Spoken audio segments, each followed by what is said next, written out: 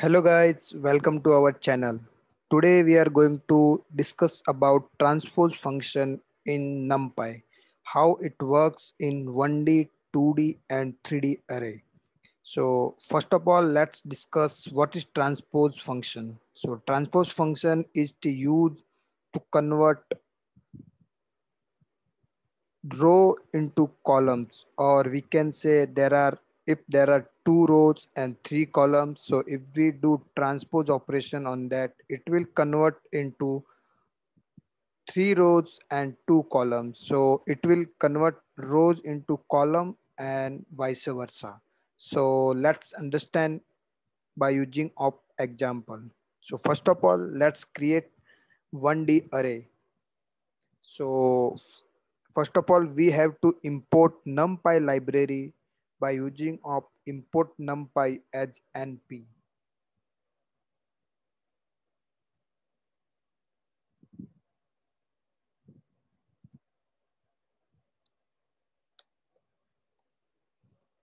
After importing, we can create array by using of different method what we have discussed in previous videos. There are several methods like arrange function, I function, identity function, and np.array method. We can use anyone and create a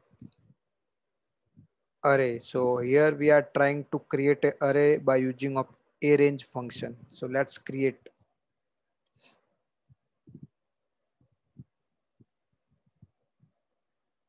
We are taking value 1 to 11. So 11 won't be included in array. It will take value from 1 to 10. If you want to know more about arrange function, you can see my previous video.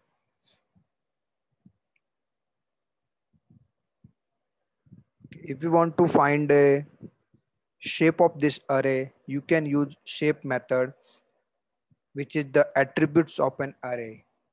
A dot shape will give the shape. It's a one dimensional array. So let's use transpose function on that. So for that, np dot transpose of a, okay, we can store into a variable and print it. You will get same value. Here you can find out that there is no difference between previous array and transposed array because it's a one dimensional array. If we do operation on 1D array, it won't change particular array. It will give same array. Now do same operation, transpose operation on 2D array, and let's understand what will it affect. Let's create one np.arrange 11 dot, we can reshape it.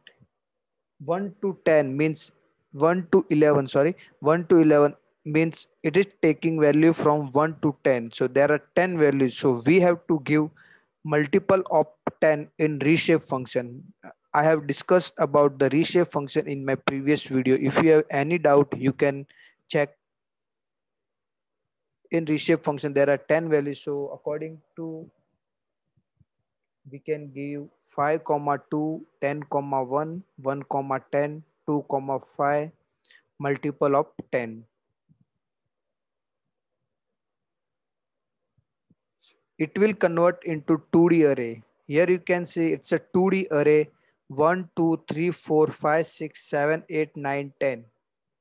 Order of, you can in previous video I have discussed order, so it is taking row wise default 1 2 3 4 5 6 7 8 9 10.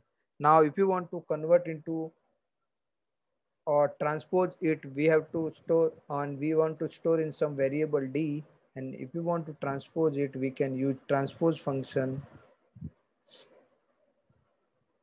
np.transpose C, and let's print D. Sorry, I have done some mistake. Okay, here I forgot one S. Now you can see it will convert into two rows and five columns. At initial, there are five rows and two columns. Here you can find that there are two rows and five columns. So this is the transpose method we use to convert into row into columns and vice versa. Let's do in 3D array. np dot arrange, and we here we are taking value 1 to 24 dot reshape 2 comma 3 comma 4 means 4 3 12 12 into 2 24. 1 to 25 means it will take 24 values, so we have to give multiples of 24. So in we have to create 3D array, so we have to put three values inside a reshape function 2 comma 3 comma 4. So multiple or multiply of 2 comma 3 comma 4 is equal to 24, which is the multiple of 24. So in this way you can create a 3D array. Let's print it. Here you can find out that it's a 3D array, two rows, three column, four columns, and it's a 3D array. You can't visualize here, but there are three brackets, 1, 2, and 3. It's a 3D array. It will taking value from 1 to 24.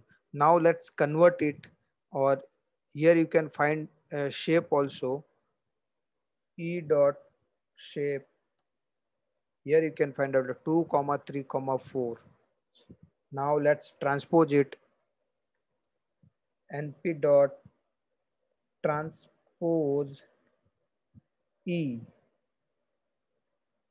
and print it. Here you can find out that it's convert into 4 comma 3 comma 2. It reverse the order. You can find out by using of shape method. 4 comma 3 comma 2, there are 1 2 3 4 two columns and three in three axis. Okay, you can't visualize here, but it's a 3D array. There are three brackets available in particular given array. That's all for today. Keep learning and stay safe. Thank you very much.